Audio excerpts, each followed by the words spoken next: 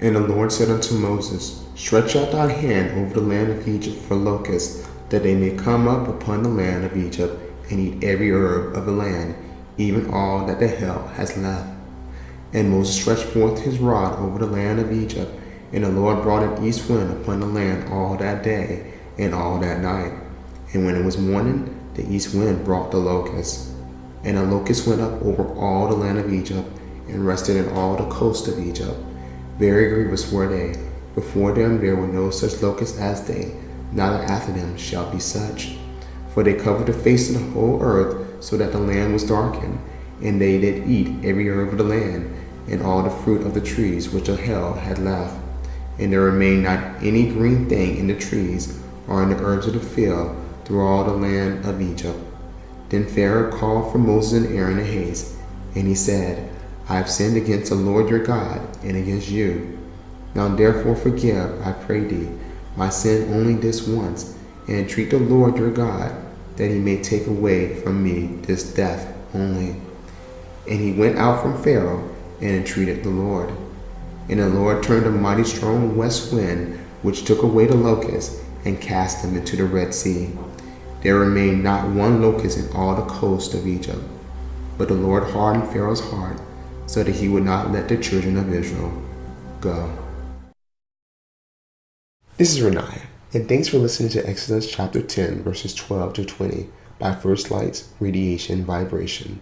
This is part 8 of our Passover Countdown 2019, so join us tomorrow for part 9. But today, consider this. This passage was all about an army of locusts, an army that brought both gloom and despair. For in short order, this group of critters devastated the future prospects of Egypt, at least for the current year. You see, Pharaoh and his servants had already come up with a plan B after seeing what the hailstorm had wrought, and Moses described it best before Pharaoh could even enact it. Ye, he said, will not yet fear the Lord God. For the flax and barley were spent, but the wheat and the rye were not, for they were not grown up.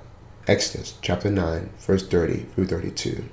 So despite the socio-economic mayhem that was engulfing Pharaoh, he still wanted to make Egypt great again.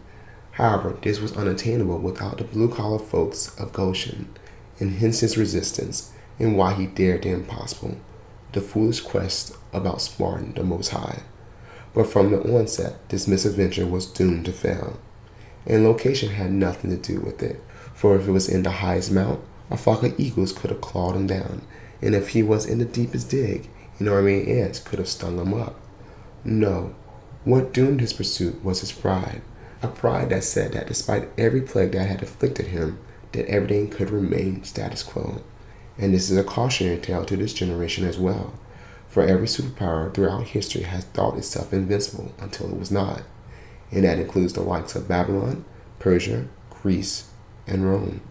As Proverbs chapter 16 verse 18 declares, pride goes before destruction, and a haughty spirit before a fall.